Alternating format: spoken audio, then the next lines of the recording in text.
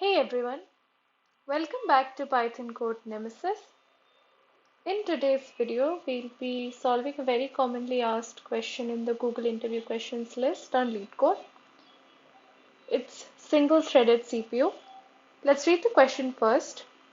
You are given n tasks labeled from 0 to n minus 1, represented by a 2D integer array tasks, where tasks of I is nq time, processing time means that the ith task will be available to process at nq time and will take the processing time to finish processing. You have a single-threaded CPU that can process at most one task at a time and will act in the following way. If the CPU is idle and there are no available tasks to process, the CPU remains idle. If the CPU is idle and there are available tasks, then the CPU will choose the one with the shortest processing time. If multiple tasks have the same shortest processing time, it will choose two of the tasks. It will choose the task with the smallest index. Once a task is started, the CPU will process the entire task without stopping. The CPU can finish a task and then start a new one instantly. Return the order in which the CPU will process the tasks. Okay. Now there are a few observations.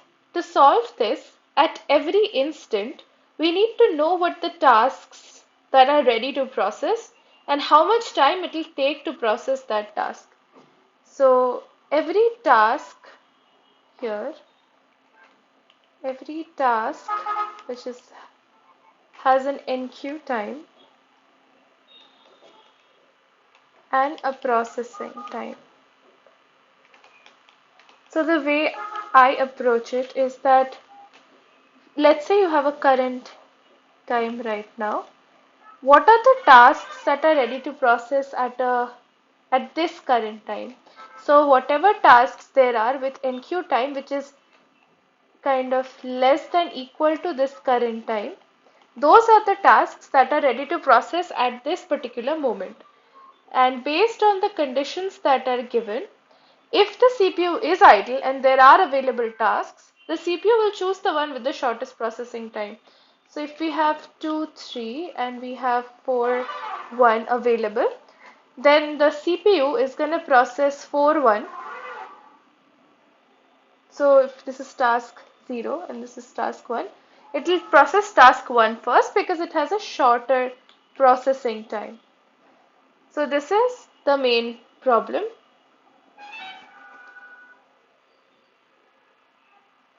Now at a certain time, we need to know what are the available tasks that are ready to process. So this is our single-threaded CPU, and we have a bunch of tasks. So we have like a bunch of tasks. Now there are tasks which are not ready to process and there are tasks which are ready to process. This is at a certain time. So we will need to have a data structure to store the available tasks. So available tasks will be a data structure that we need. That can be a list or something. We'll come to that. There are two possibilities at a certain time. There are some available tasks to process or there aren't. So these are the two possibilities at a certain time. If there are no available tasks, so let's say the closest available task is at 3, which starts at 3, let's say it takes time 5, and then there's an available task at 4, and then the duration of it is, let's say, 2 and stuff. And the current time right now is 1 for you. So this is the current time. What you will do is you will move the current time forward to 3 because you know that in between 1 to 3 there is nothing else to process during this time because there are no tasks that are ready. So that is something we need to keep in mind. At a certain point, at a certain current time, you will check which tasks are ready to process, which tasks are ready to process, and then you will add them to available tasks.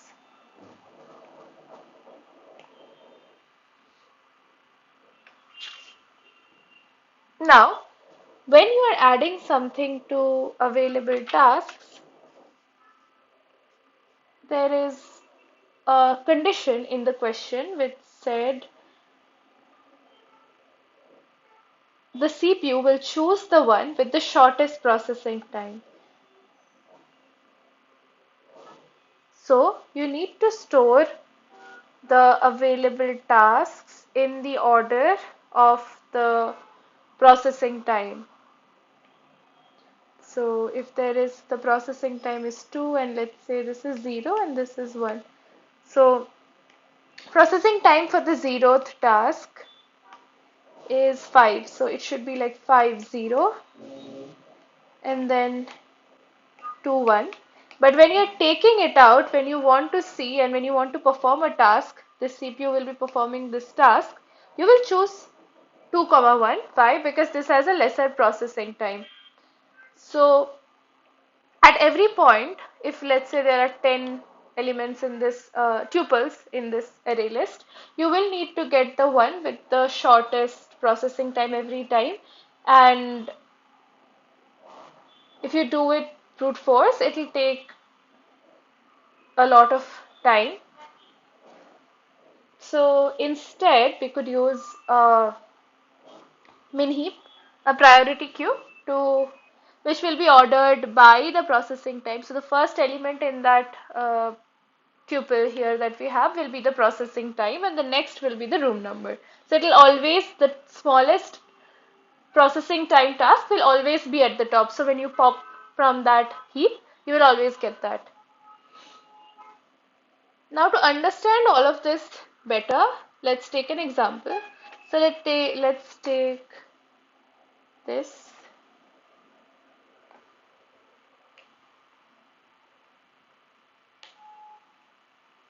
So let's say tasks is 1, 2. This is the first example in the Leetcode example section as well.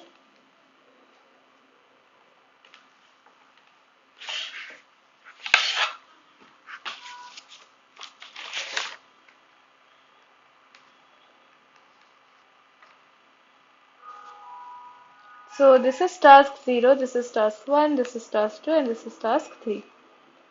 Now, to understand this better, it is always better to, write the tasks in this. So we'll rewrite the tasks as 1, 2, 0. What is 1? First is NQ time, second is processing time, and 0 is the task number.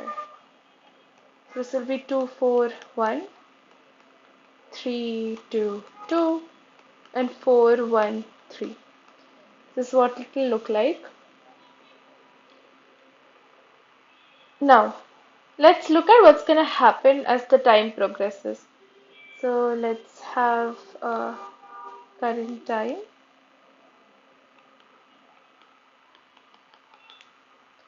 Then tasks available. And then tasks chosen.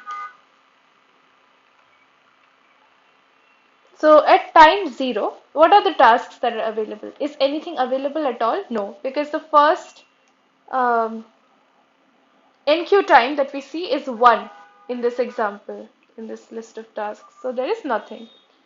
So CPU is free. To time 1, moving to time 1, we see that task 0 is available now. So the CPU was free before, but now the task 0 starts. And what is the processing time for this? It's 2. So the CPU is going to be occupied till 3. Right. So let's see what happens. So at 2, what are the tasks that are available? Task 1 becomes available now. So Task 1 becomes available, but the CPU is busy. CPU is busy, so nothing happens. At 3, which is 1 plus 2, task 0 ends. So that means that the CPU is free now again. And at time 3, there is task 3 as well. So this task, which also gets added. So this task 2, sorry, this is task 2, which is in our list of tasks that are available. So which one will get chosen? Task 1 has the processing time of 4 and task 2 has a processing time of 2. So task 2 will get chosen now. So task 2 is getting chosen. And what is the processing time of 2? That is 2. So 4, 5. So at 5 again is when we will have the CPU as free. So what happens in between that? What happens at 4? At 4, we have this task 3, which again is ready to get processed. So now we have task 1 in the queue with processing time 4, and we have task 3 in the queue with processing time 4 as well. Oh, sorry, this processing time is 1. Okay. And at this time, CPU is busy, so we don't really have to do anything. At 5 now, the CPU is free again. So now we need to choose. So which one will we choose? We'll choose task 3. So task 3 will start happening, and then task 1 is still in the list of available tasks. So that's still there. Now, how much time is task 3 taking? That's just 1. So at 6, task 3 is also done. Okay. So task 1 is the only one that is there. So that will get start processing.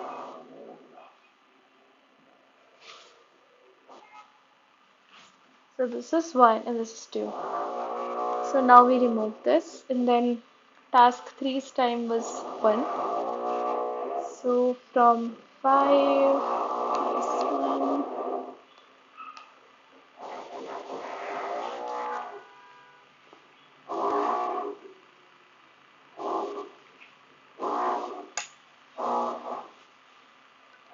Okay, so this is empty now, and then task 1 will start getting processed. And how much time is task 1 taking? It's taking 4.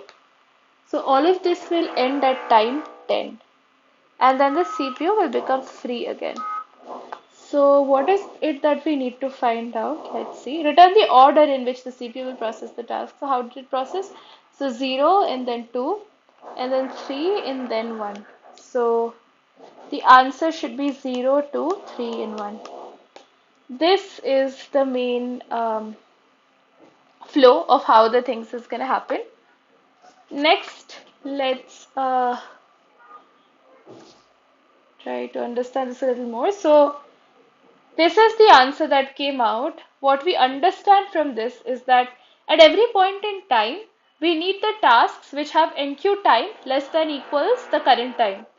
So we will use a loop to compare and push these tasks into the available tasks list. Now you need to start processing the task from the available tasks with the shortest processing time. So for this, the most optimal data structure to use is a min heap. So I'll just use a different color here. Yeah, so min heap would be the data structure that you want to use for available tasks.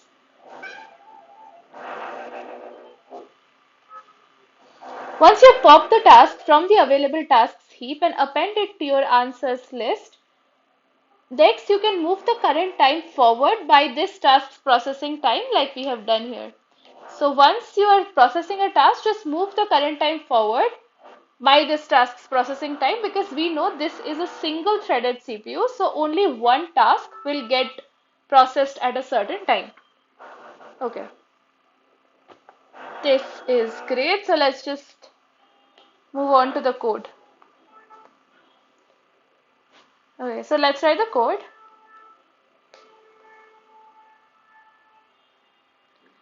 Get order, because we want the order of the tasks that are executed. Self tasks, which is an array of enqueue time and processing time for that task at that ith index. So what are we doing is that we also need the index of the task. So we'll just append it to this enqueue time processing time, to this tuple, so that it's easier for us to understand which task this is. So for I in range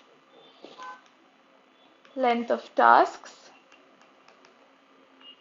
tasks of I dot append I. This is basically what we did here in this part. Just adding the tasks index. Now, we also want to sort the tasks by the enqueue time. So sorted. So when we process the tasks, they get processed in the order of enqueue time. So when a task starts before, it's processed before. Tasks key equals lambda x of 0. So this will sort the tasks array by the first element, which is the enqueue time, as we can see here. Cool. N is the length of the tasks array. I is, let's start with 0. So we'll be just looping through all the elements in the tasks array. So available tasks is an empty heap or list, like that's how we do it in Python. We'll heapify it. So current time will be tasks of 0, 0. You can also start it from, like it's best to start it with the starting of the first task, because if the starting of the first task is something like 100, it doesn't make sense to start it from 0. So start it from the first task's enqueue time. And then while there are some tasks that haven't been processed, so I less than n, there are still tasks that haven't been processed, or there is something in the available tasks.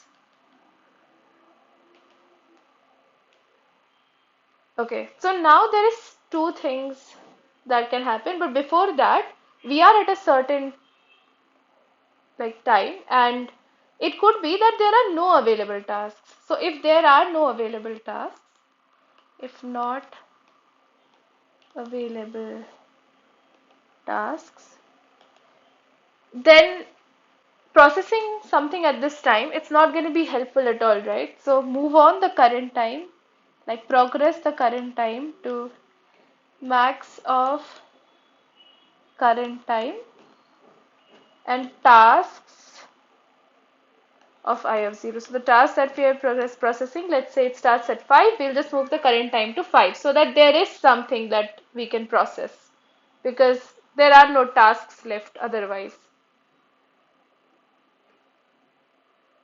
So next is, while there is some task left to process and tasks of I am 0, which is the enqueue time of that task is less than equals current time right now, then we'll heap push this into our available tasks.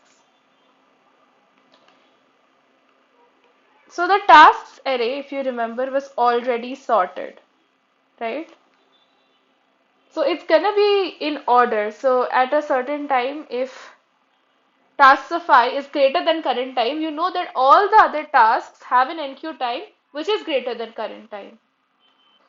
So you can just stop and you'll know that you have pushed everything which is less than equals current time.